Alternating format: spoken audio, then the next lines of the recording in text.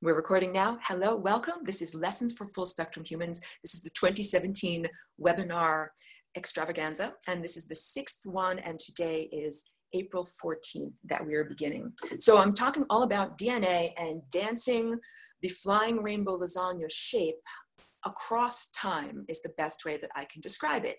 And I added fun homework articles to the event page for this, and I'll also keep with the links. So one of the articles is about tardigrades. These are called water bears. They're little tiny microorganisms, and I'll tell you all about them. And one of the articles is about the transfer of genes from a virus into various different lines of mammals. So let me go in. Also, allow me to be a little bit nonlinear in my presentation here today. And also, this material is very new. I don't actually have a recorded homework lesson, as part of the school that goes with this because it is so new. So just keep that in mind. Let me get to some of my pictures. Pictures worth a million flapping, moving mouth parts here. And I know I make squinty faces while I'm scrolling, looking for the pictures, but I've got them all stored up here, ready for today. Okay, let's start off with this is a blurry picture, but don't be frustrated. It's tiny and it's blurry, but it's the idea that we have, this is, DNA looking at it like from the long skinny line, but this is what it looks like when you're looking down DNA, like looking down the tunnel here, back to my face. If we understand DNA is going like a long skinny line, and it might look like an oscillation like that, but we can turn that DNA so that it's like a telescope. And then we are looking down the telescope. And now I'm going to show you what it looks like when we look down the telescope. All right, get ready, because this is cool. Okay, that is showing up very well. First of all, I hope that everyone can see these pictures. I apologize wholeheartedly about the video that did not show up effectively when I was trying to share the URL last week. This is your DNA. And this is the, like looking down the middle of the tunnel. Let me go to another picture. Oops. There we go. Here's another version of looking down the DNA. So that's what that area that I'm right now highlighting with a big green dot, that's that same tunnel that you were looking down before. Let me get to the next picture. There is much more of a accurate molecular photograph of what it looks like looking down the tunnel of DNA. Here's a molecular sketch of what it looks like to look down the tunnel of DNA. All right, awesome. And now I'll show you one more cool and interesting thing. Ooh, I want to go back to my face. Sorry, trying to go back to my face. There we go, back to my face. Let me show you one more cool and interesting thing. Squinting and scrolling, squinting and scrolling. Here we got. Okay, so as before, you see that image right there of the, like a log of DNA. That is a painting that I created, and I did that many years ago. I did that before I learned about these molecular structures of DNA. So just trying to get across to you the idea of these complex structures that are happening at that level, and that what it looks like when we are looking down the tunnel. Now let me go into, I told you, awesome, I'm gonna jump around a lot, but it's all gonna tie together. So bear with me, I'm gonna jump around a lot. Okay, we're back to musical DNA. So here, for people that are just tuning into this and didn't see the intro or whatever, this is a really cool app. I'm not a salesperson, but I highly recommend it. And I talked to the person who's the computer programmer that created it, really smart, intelligent, and cool person. Musical DNA, this is the idea of not using musical notation on a line, like a staff that looks like DNA on its side, but instead looking at notes as if they are arranged like the numbers going around a clock. And this is a bit hard to do for me, like while I'm holding this up like this, but I'm gonna try to, this would be like playing a chord. That's a dissonant chord, but here, let me find a better one that will sound nicer. See how my two fingers are being connected by this line? And it is making a sound when we make, here, if I add another one in, we'll have a triangle. You can see that's a triangle. I'm making a triangle there. Oops, now we made a trapezoid. That is not a nice sounding sound, but you're beginning to understand that we've created these notes that look like a triangle instead of look like a line. Hold that thought, don't go anywhere, because those are the same notes. Those are those same 3 notes. We're going to understand our genetic code as being like a song that is played across time. Let me go to screenshots of this beautiful app. Scrolling and squinting and scrolling. All right, so first, I'm going to show you, I got it all together, don't you worry.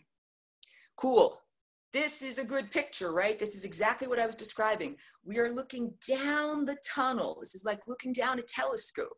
And here you can see that same triangular formation. I really should choose a different color here. Well, I don't know if you'll be able to see, whatever. Here, red. This same triangular formation, but that is just one note. A song is not made of just one note, sorry, scratch that. That is one chord. A song is not made of just one chord. That's this chord. But a song is not made of one chord. I mean, we could make a song of one chord played over and over and over and over and over, but that's not the only way to do it. Let me go to the next picture. Go to the next picture. Now you're understanding. So, okay, let me draw and highlight and narrate what we've got here. This is the song. This is this spiral now that we're seeing spiraling forward from the past into the future. Got it? This is because time is, music is a time-based expression. Like a painting, you look at this painting over my shoulder, you're looking at it all at once. You see all of that stuff at once. But when you hear music, you hear first that note, then that note, then that note. But if you play them all together, you hear them all together. It's just the idea that a song is something that is expressed over time, and it is not always the same. This is how you can also check out that article that I posted about physicists and time crystals. So while we're looking at this picture, I also want you to begin to think of yourself as one of these loops of the DNA of humanity, all right? Like, let's say this loop right over here represents your current life, your current moment. And let's say you're playing this chord that's like a yellow triangle. This is a very rough approximation, but let's say that's the chord of your life. And now I'm gonna go get a different color over here, and purple. All right, so this is the previous, immediate previous generation. That's your mama and your papa. And your mama and your papa are playing this chord over here. Now this is challenging because, no offense to anybody's family, but what I have noticed is that in our world, the immediate previous generation, it's often challenging to integrate with them. It's challenging to integrate with what they teach you, the belief system, the approach to life, the cosmology, everything about it. Like, what was appropriate here in this generation is not necessarily what is appropriate here in this generation. So if in the previous generation, this one over here that I'm highlighting in green, those musicians would say, here's how you live your life and here's how you play your music properly. You go to high school, go to college, and then you get a job like at IBM or some giant corporation, and you work at that job for 40 years and then you retire on your pension. That is the music of that generation, but that music does not fit with this time period. This time period has a totally different social and economic structure, and the approach of musicians of previous generations don't really work. So this is why it can be a great challenge to not deal with, but to find respect for the immediate previous generation. Because what I want to do is bring us all on a journey, now I'm highlighting in red, all the way back through time. Like, there's your grandparents, there's your great-grandparents, woohoo, now we're going far, far, far back. And guess what? This spiral, now I'm going all the way back into like prehistory. Okay, gonna clear the decks, look at my face again. Good, looking at my face again. With what I'm saying is not making sense, I will get to questions in the chat and everything like that. But now I'm going to get to the concept of who you are right now as one chord in a very long genetic song. Remember, I talk all the time, this is the genetic symphony. The symphony is not just everything that's being played right now. We have the microbes in my tummy are playing their own particular song right now. The trees outside of my window are playing their song. I am playing my song, and my entire life and everything that's going on right now is like one chord in a symphony that's already been going for a very long time. It's called the symphony of life. Let me go to the whiteboard and I can draw this out better than I can explain it. And I think I should have just a little drink of water. Hold on a second. And I know I'm talking fast too. Let me choose a color that you can actually see. If this is you right now, in the present moment now, if you go back 20 generations, let's like 1, 2, 3, 4, 5, 6, 7, 8, 9, 10, 11, 12, 13, 14, 15, 16, 17, 18, 19, 20, all right? That's how far back you go. At this point, you have 1 million ancestors. 20 generations, this is the present moment now. And if we go back in time, 20 generations, you know, I have 1 million ancestors.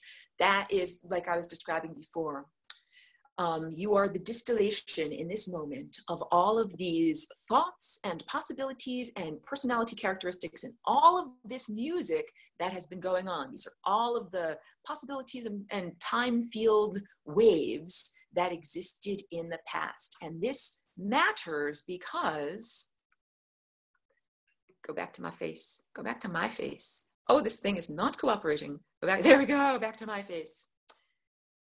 In last week's class, what I spoke about was how to dance like a flying rainbow lasagna by moving your own individual energy time field structure up and down in a higher dimension. But now what I would like to do is have everybody dilate their identity. I said this is the advanced jazz class, because in the end, you're not just a garage musician playing in your own garage with no one else around. You're part of a symphony, and the symphony is not just what is being played right now at this moment, it's also everything that has led up to this moment and where we are going with this, you know, with all of this music and everything like that. Hold on a second, I'm just drinking some water. And then I'll get into the tardigrades. So 20 generations back, you have 1 million ancestors. Because this has to do with who are you connected to with your DNA. In our current social and familial, you know, human structure, we identify with like mommy and daddy. That's my family, mommy and daddy. Maybe grandma and grandpa, maybe great grandma and great grandpa, were probably dead. And you probably don't know them. How far back do you identify? Well, because the ancestry is shaped like this, it's not just a line. It's actually shaped like this. So it doesn't matter what your skin color looks like. If your skin color is white or black, you have ancestors of every color. You have ancestry. If we go back more than 20 generations, let's say we go back 40 or 100 or 1 million generations, then essentially what you can say is the entire human mycelium is your ancestors, that the entire structure and totality are your ancestors. Because I don't want you to think like, oh, if you have light skin and you're only allowed to dance with your DNA of light-skinned ancestors. No, no, no, no, no, no. We are all truly related, and we're also related to other organisms. Time for me to get to the tardigrades. This is really cool. These are the little woolly bears. I'm squinting and scrolling to get to my pictures. And I shared an article. I told you that you have fun homework. These are what these little things are. Bum, bum. Okay, this is a picture of a tardigrade. These are microscopic, little tiny organisms that are very durable. They have amazing qualities. Like these can actually survive on the outside of the space station, or fly on a rocket through the atmosphere and go through space and still be viable things that can be alive. They live in extreme conditions. So I'll just highlight over here with my pen. This guy over here on the left is the form of life, or their state of life when they are hydrated. And this form of their life existence over on the right is what they look like when they are desiccated or completely dried out. Pardon me. So the interesting thing about these little tiny, tiny, tiny woolly bear tardigrades is that when they get completely dried out, they go into like a state of suspended animation. They don't die. And all of their DNA, go back to the whiteboard so I can draw this. All of their, let's say this is the, let me choose a better color. let's say this is their DNA, all of their DNA gets broken up into bits. Oh, let's find an eraser. Let's see if this will work. Oh, it didn't work. Go back and try it again. Here, DNA like this, and it gets broken up into bits. So they get dried out, they get desiccated, and their DNA, imagine these are little breakages, they get broken up into bits so that they're not one whole length of DNA anymore. Now it's like this little piece, this little piece, this little piece, this, this, this, this, this. And when they get hydrated again, they don't just put themselves back together in the same format that they were in before. They rearrange themselves. Does this sound familiar, everyone? Does this sound exactly like the concept of superposition and the flying rainbow lasagna? It does. I'll get more into the concept of the phone books, rearranging the phone books. Let me just finish with this picture. When the woolly bears get rehydrated and they start to knit their DNA back together, sometimes they put in extra stuff that comes from outside organisms. This stuff in green, ooh, that came from a different organism. This stuff in yellow, oh, look, that came from a different organism. Oh, look, they filled in the blanks. They got very creative with their filling in the blanks of all sorts of stuff. And so science doesn't know everything, but they have said that they think maybe this could help to explain the attributes of being so durable, that the tiny woolly bears have found the ways to take what they need for their survival and vitality and continued existence from a variety of different organisms. Dancing through time, dancing through time. Going to go to the whiteboard. Remember when I told you that when you dance like a flying rainbow lasagna, we're taking this shape, we're moving it in a higher dimensional context into this shape. And what that means is we have superposition. Like half of the time it's down here, half of the time it's up here. That means that we have the capacity to rearrange the structure or rearrange the letters. So I like to use the example of the phone book. If your genetic code right now, as it presently stands, is analogous to the phone book, not a literary masterpiece in any way, but if you flying rainbow lasagna, you can move the phone book in a higher dimensional context and rearrange the letters. And you can, like I also like to say, flying rainbow lasagna is like pencil with an eraser. Erase out the things that you do not wish to be there and write in the things that you do wish to be there. So theoretically, with all of the 26 letters of the alphabet and all of the numbers in the phone book, we can rearrange that into any masterpiece. It could be rearranged into, I like to use James Joyce's Ulysses as an example. Whatever your favorite book is, you can rearrange the phone book into that book. That's the idea of just dancing through time using your own particular time vortex and time field in this life. But what I was just saying to you about your ancestors is helping you to expand and dilate your identity, that we are humanity. You're not just this human, you are an extension of humanity that has been before. So now, if I draw that picture again, and I have to choose a color you can actually see, if this is that dot of you in the present moment now, and these are all of your ancestors that go back 20 generations, let's say this is your present phone book and you want to rearrange your genes using the letters and numbers in that book. But if you dance through time, look at all the phone books you've got. You got literally 1 million phone books 20 generations ago. You have all of these phone books. So let's say you want to be like a woolly bear. And let's say you want to get, let's see this red dot. I want to take a little snippet from that phone book and a little snippet from that phone book and then a little bite from over here and a little bite from over here, a little bite from over here, over here, over here, and put it all together into this. This is what I'm trying to say is possible with the concept and oscillation and maneuver known as the flying rainbow lasagna. So this is advanced jazz band reality creation here, the idea that we can begin to draw upon our ancestors or the genetic code of those who came before us in order to have an expanded experience. You don't have to go from the present moment now into the past in order to talk with someone over here. You can fold time and space and consciousness and have them be as if they are here right now. So usually to most humans of this moment now, the idea of transferring an idea without a book or a sculpture or something is not possible. But it is possible. So according to the, I'm trying to say, according to the mental construct that the limitations that humans are dealing with right now, if you want to get an idea from a long time ago, like someone a long time ago knew how to, whatever, build a wheel with an axle, like a wooden wheel with an axle out of a tree. I'm just using a very gross, mundane example. But if you don't know how to do that, and it isn't written in a book, how do you do it?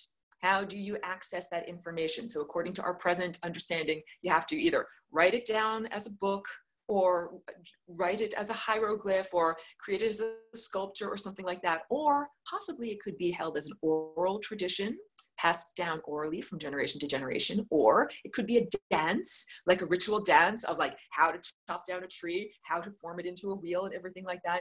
But I'm trying to say to you that you can have access to any of the ideas, any of the expertise, because remember, your DNA is not just the shape of your eyes or of your lips or the functioning of your metabolism. DNA is a set of ideas. That the DNA code is literally the musical score of ideas that has been available to us through many, many generations. And we don't only have to read the book of right now, we can actually read pages from a long time ago. We can read pages from the future. Let me draw this as a picture, because I think that will really help you to understand more. And I'm also going to ask you to refer to this painting that's behind me, because there you see one human figure in the middle, dancing up and down like a flying rainbow lasagna, right? So let's say, go to the whiteboard here. And let me just check my time super fast. I'm doing pretty good. I have about another half hour. Oops, hold on a minute here. If this is you, I have to keep changing colors. Here we go. This is you.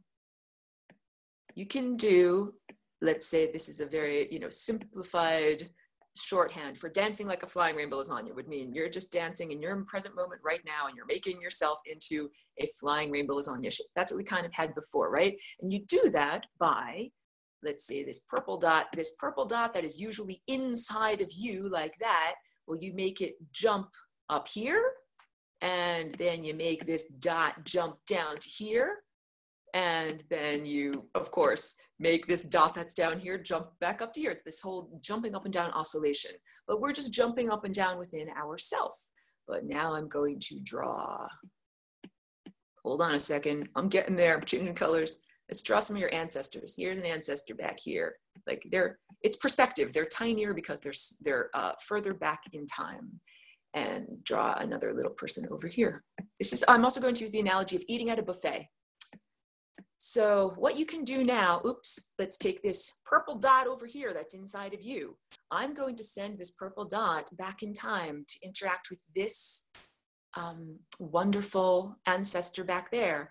And that is going to create this flying rainbow lasagna shape kind of in between us. You can see this is one vortex here, and here's one vortex here. And then the dot, of course, jumps back from over here back to you. And then I send out that dot again. I'm going to send out that dot again from here inside of me. Now it's going over to this ancient ancestor.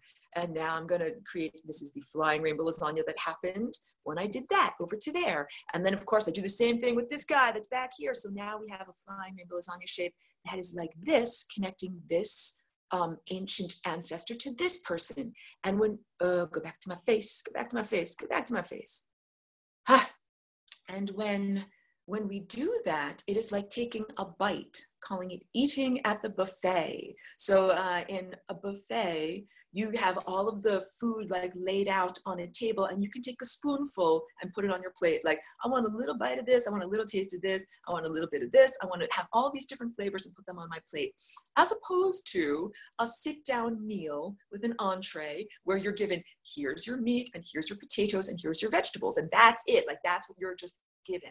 So the idea that I'm giving you is that you can eat at the buffet of, the genetic banquet that is there, and get all of the things that you could possibly ever need, like all of the ideas, characteristics, and tendencies. Let me drink a little bit of water, and then I'll talk more about the article, one of the articles that is our homework. So one of the articles is about a virus that a long, long time ago transferred part of its genetic code into mammals. And this is what made it possible for mammals to actually have live birth and have a placenta that works. So let me go to the whiteboard and then I'll draw some pictures.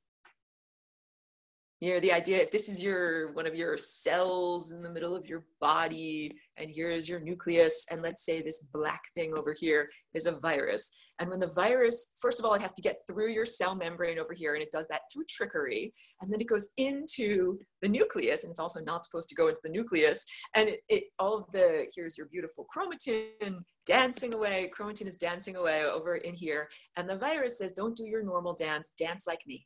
The virus says, don't dance in your patterns, do the hoedown, do the do-si-do. I want you to do the virus dance. This is the Macarena, and you're gonna dance like me instead, all right?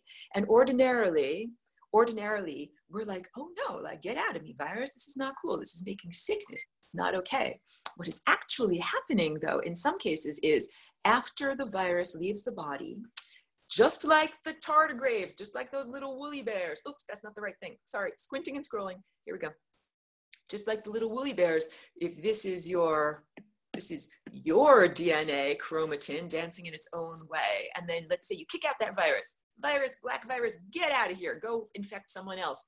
But you might have still within you some little aspects of that little virus and its dance. So this is how mammals like you and me got a placenta that actually works, because so science has done this type of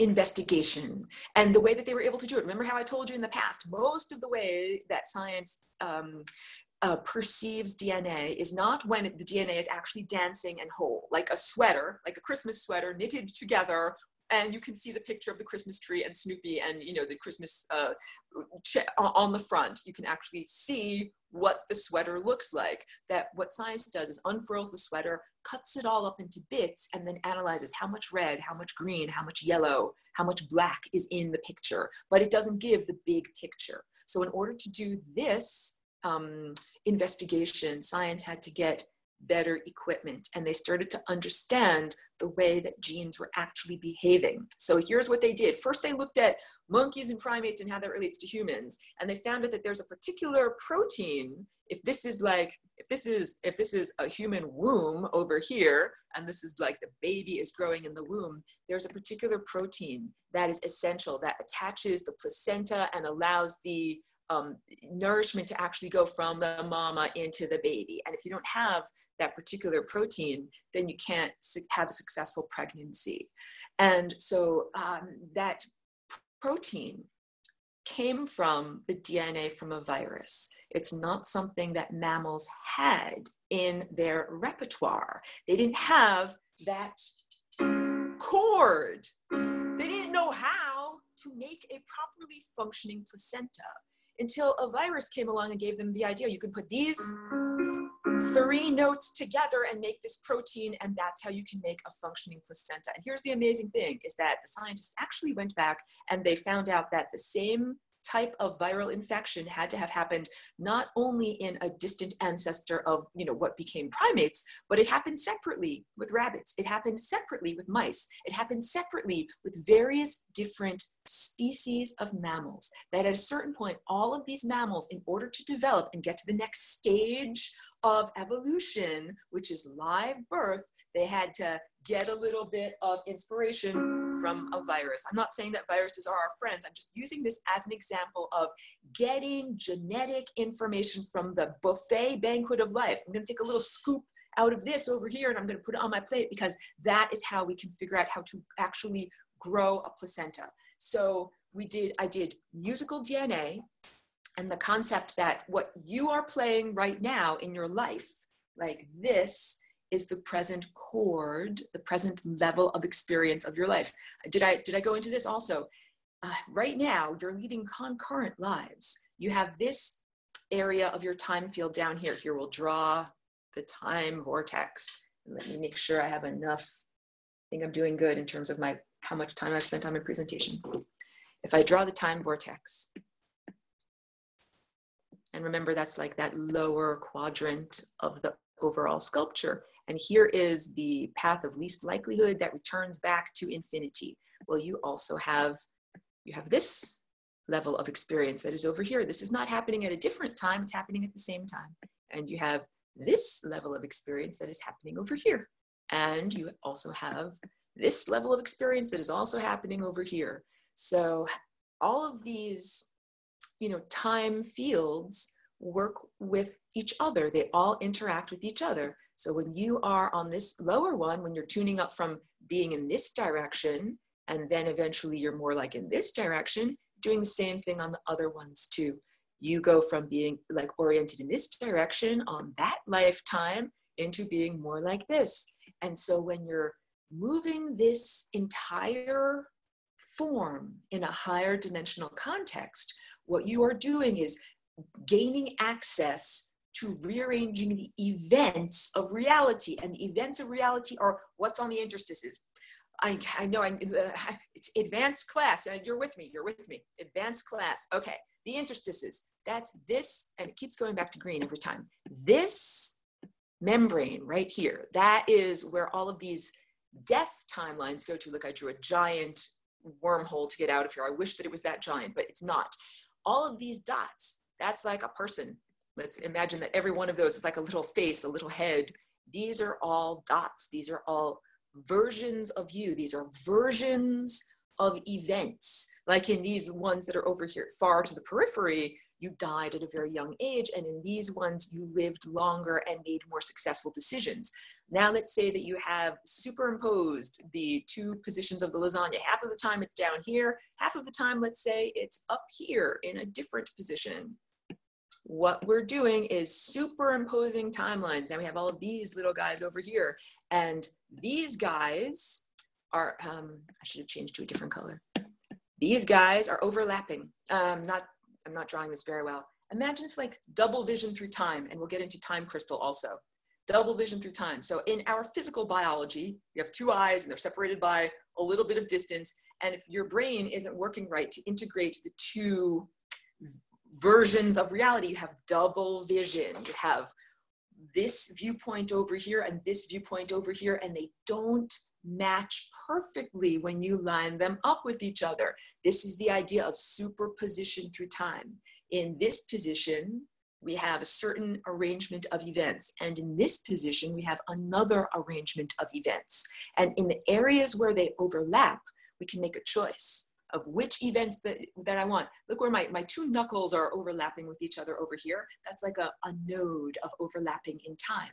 And I could choose, maybe I want this thing to happen, maybe I want this thing to happen. And then we're making aesthetic choices. We're eating at the banquet of life. So someone who recently watched one of the webinar videos had a profound experience of flying rainbow lasagna within her own time field and retrieving information or characteristics from a different version of herself that was from a different time. She took a few scoops out of the buffet from however many years ago and added it to her present genetic formation.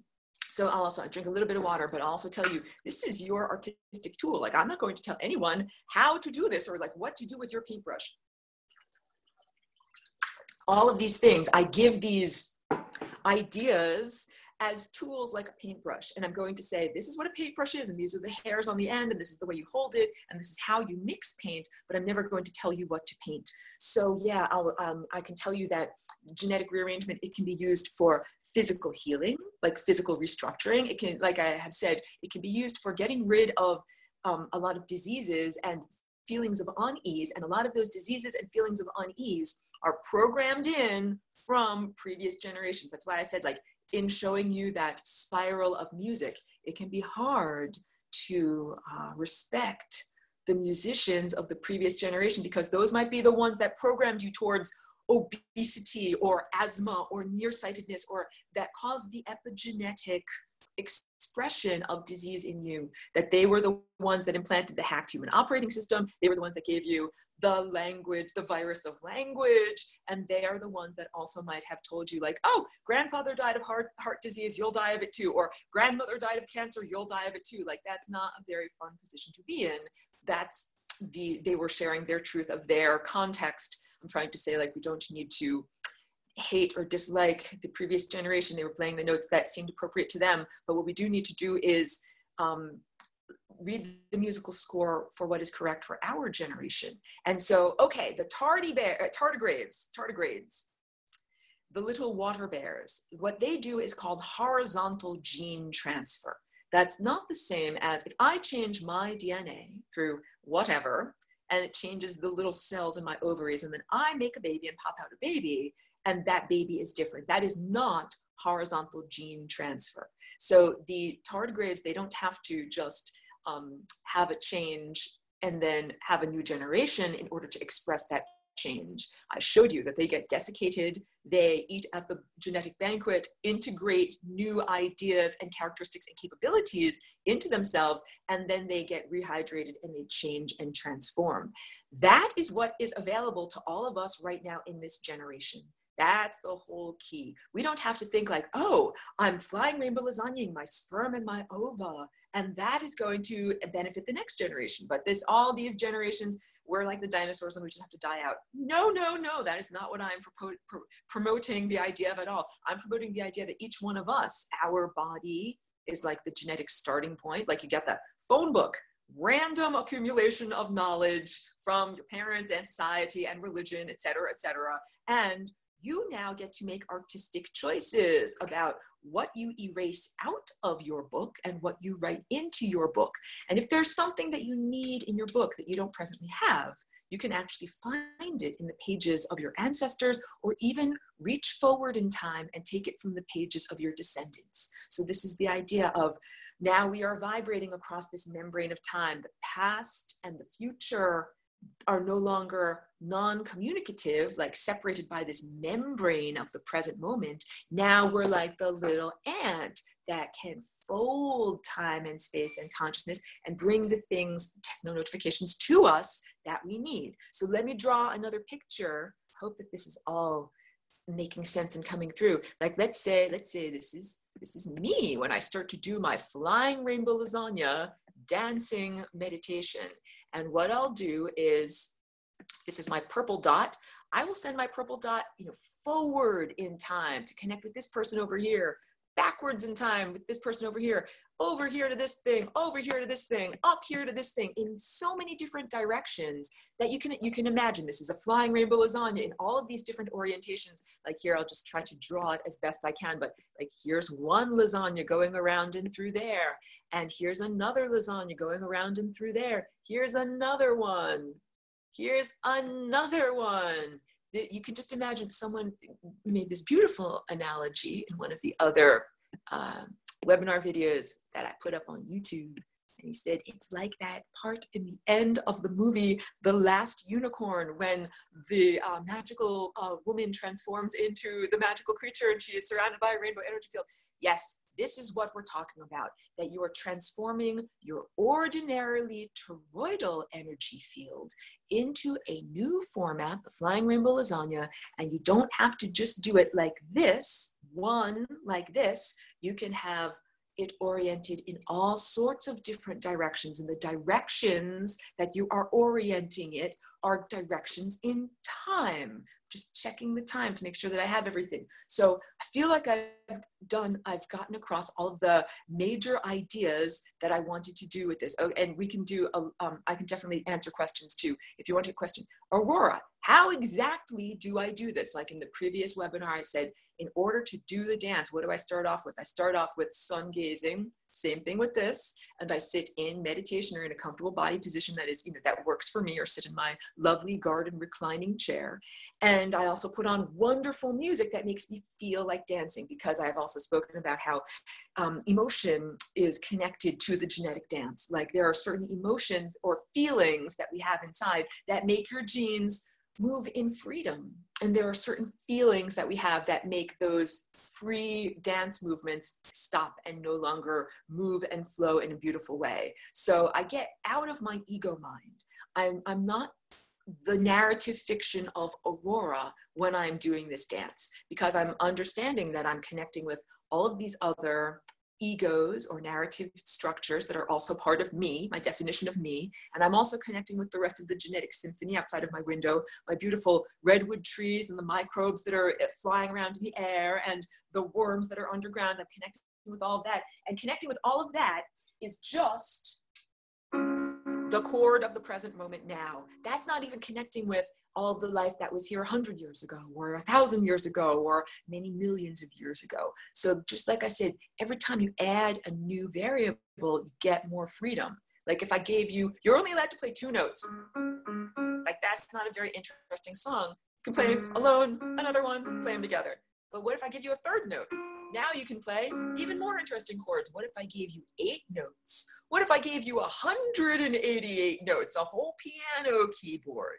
That's what it is like when we can dance across time in order to make this beautiful symphony. So I'm giving ideas in this particular presentation. The idea that through horizontal gene transfer, some organisms transform without having to do the laborious having the next generation. You can transform your genes right now, that running a new software program transforms your hardware, even though I'm not a transhumanist and I don't mean to equate you to a human computer, but I do mean to say that we are very similar in that we have ideas, which are like this software program, and we have our physical structured neurology and DNA, and your DNA has a great deal to do with your thoughts and your perceptions and what you think and feel is possible in life. So let's say there was a person that lived a long, long time ago and they had the key to how to, do anything magical. And that they didn't write it down. They didn't make a story or a poem or a book or a hieroglyphic or carve it on a rock or anything like that. They knew about it and then they died and it's gone. Or they transformed into another state and it's gone. What do? Do you just say, oh no, that's gone? No, you don't have to. What you can actually do is flying rainbow lasagna into the past and be able to access that information. And I'll go just a little bit further because I have a little bit more recording time. I've said, oh, my phone is ringing. Hold on a second. We are not going to do this. That's not going to happen. So sorry. That's the house line. Horrible. I tried to turn it off so that it wouldn't ring. Sorry, guys. So annoying.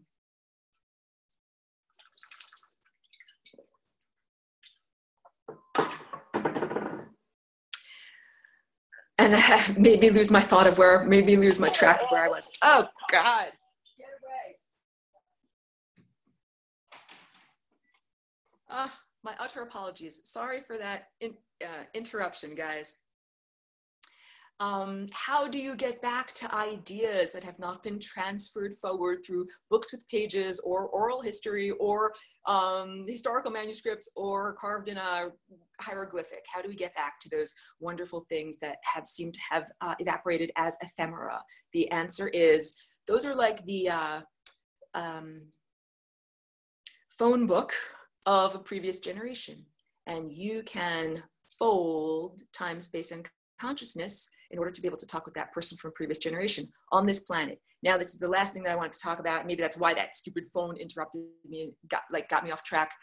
Talking with people that don't live here in this locality. If we wanted to send a Morse code or a radar signal or any kind of linear signal across space, it would take billions of years for a signal that we sent out from our planet to reach some of these other stars or planets. So in order to have a real-time conversation, like if I sent out, hey, how you doing? By the time it actually reached that far distant place, the person that I was trying to talk to would be dead. And by the time if they got a message and they responded back, by the time the response flew back to me, I would be dead and they would be speaking to my descendants. In order to have a real-time conversation without lagging, what is necessary is to be able to do this folding of time and space to bring consciousnesses together. So this is preparation for becoming again a sophisticated, connected culture, like the antediluvian one that we were in before what is known as the fall of consciousness, when we all had our higher faculties. We didn't just speak with the people on this planet. This is big. just like in New York City right now on Earth's surface. If you live in New York, you have access to the world. You can eat any food that comes from any place. You can have any idea. It's a sophisticated, connected city, very different than, let's say, an Amazon village, you know, in the middle of Brazil, where they're not connected and they don't have all of the access to resources and ideas and energy that is available on the planet. Well, right now, what we are experiencing on our planet is analogous to like the little village in the Amazon. We're not effectively connected to the rest of galactic society, to the rest of time. Stuck in your little, you know, place, and it's not intentional. I mean, it's not intentional from the great composer. It's like an aberration, an aberrant thing that's not supposed to exist. We are supposed to be connected, so we're getting that sophistication back of how to talk with others that are far distant in time and in space. And we need this level of sophistication in order to be able to do that effectively. So, okay, I have done almost the limit of my recording. I have about 5 more minutes left. I'm going to go to the chat and answer any questions that I possibly can. And I know I make super squinty faces when I'm scrolling. There aren't any questions here. If anybody has any questions or any comments or anything that they would like to share, in particular, you are free to unmute yourself, and also understand this will be part of the archive recording that's going to share with everyone else. And if not, you know, I'll just do a little bit more extemporaneous speaking about these ideas. Just want to make sure that people have a chance to ask questions or do more with the time that we have.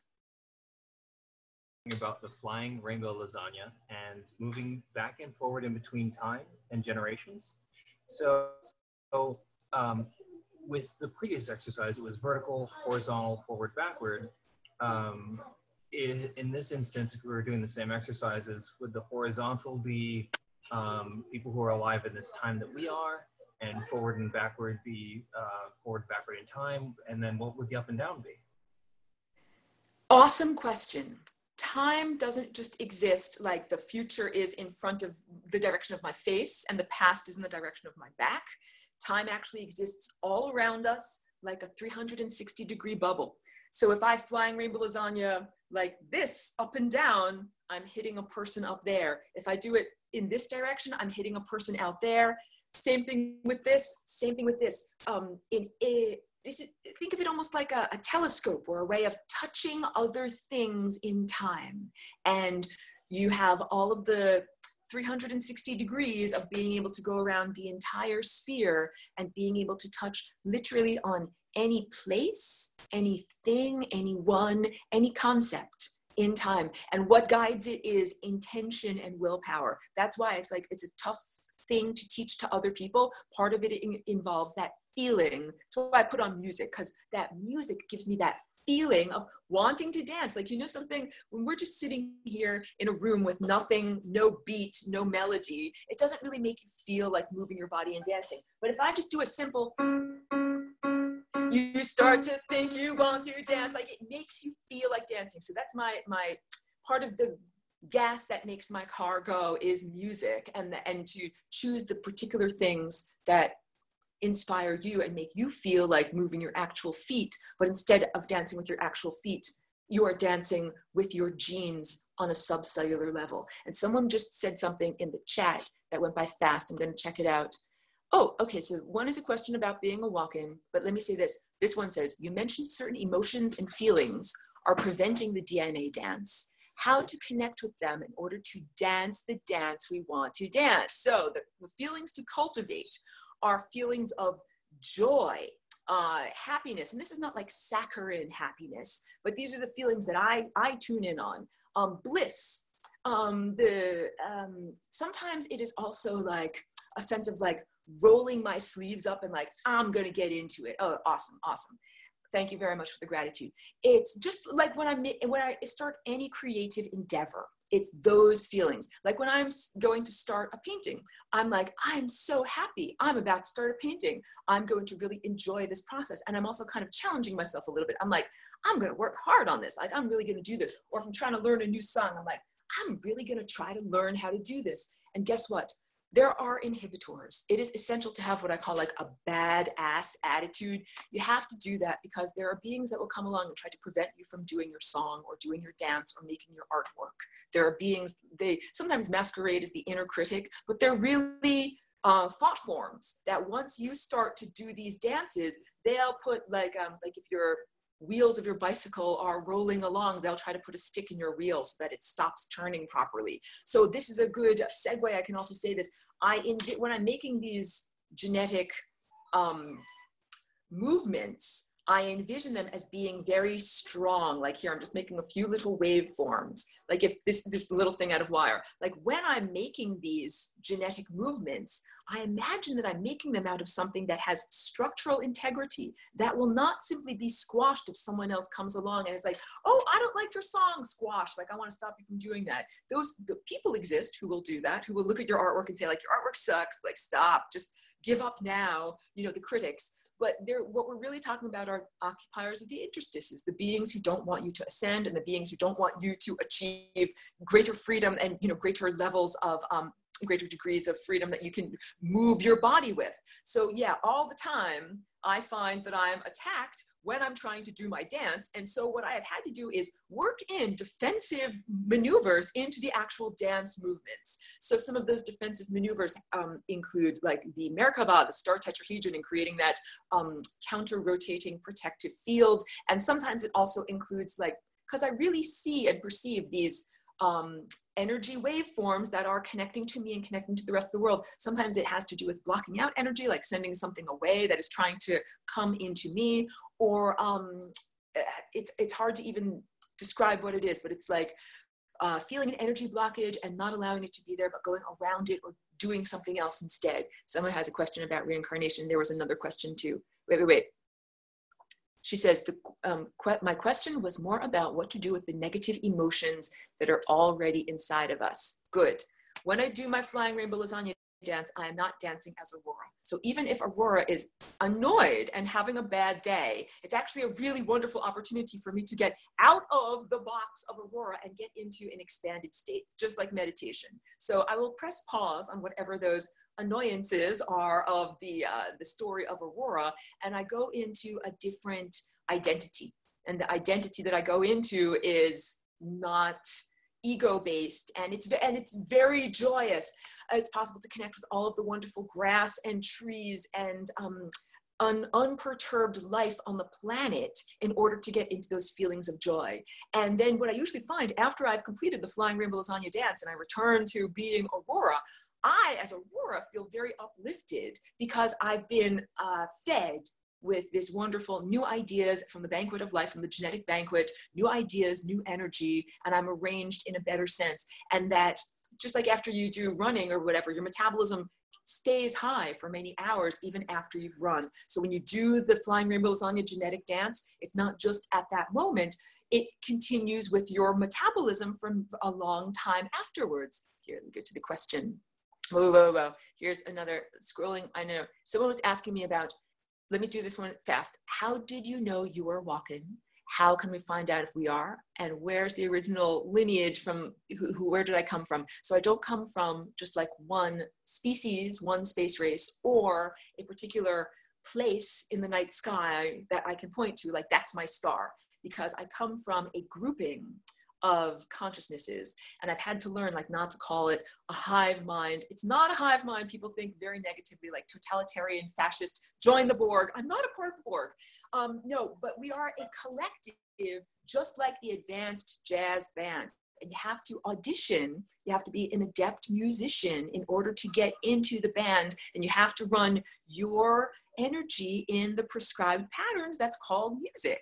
And it's just like a trapeze, like one person swings in this direction, the other person catches them, and you swing backwards. And it's this complex, these are dance movements that we are all doing together as part of this living ship that goes from star system to star system. So my vessel that we travel upon is it's not a clank metal spaceship or anything like that. It is a living ship that is made of consciousness and you get on board, that's like love making. You don't rape your way on board. You get on board by, like I said, auditioning. You have to have a relationship. You have to get permission to be on board. So yeah, and everything about my value system is unconditional love and freedom for all. Like I am not a person who takes prisoners or forces other people to do anything. And yeah, well, someone's asking, is there a mothership?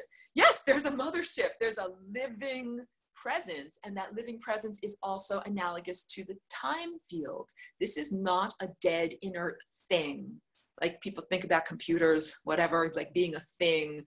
This is not dead. It is alive. It is self-aware. It has a metabolism, all just like in our body. We have to be breathing. Energy comes in, energy comes out. Blood circulates around. Neurology circulates around. The body is healthy when the energy is circulating properly. That's what the time field is. This is alive. It's a living being. Someone's got more questions, and then I might have to stop the recording. Can you please physically demonstrate the genetic dance to remove any implants and disease? So I will tell you, when I dance like a flying rainbow lasagna, I mean, I definitely dance with my physical body. I have not done video recordings of it. And I really feel that the act of doing it, it is an intimate act. I'm very reticent to record it.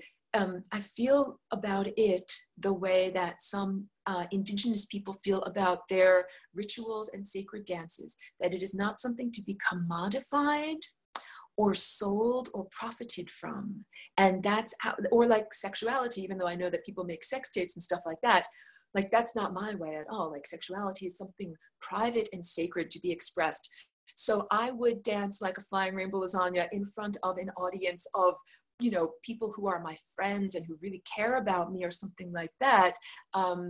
Thank you for understanding. Yeah, it's not something that I would just do now on a video. And you understand, because it's connecting on a profound level. And that's the other thing, we're taking responsibility. When we do these genetic dances, we understand we are creating reality. You know, when I say this is your paintbrush or your pencil with an eraser, you're literally making things happen. We need to make good things happen. And one of the aspects of the dance is erasing the things that you don't want.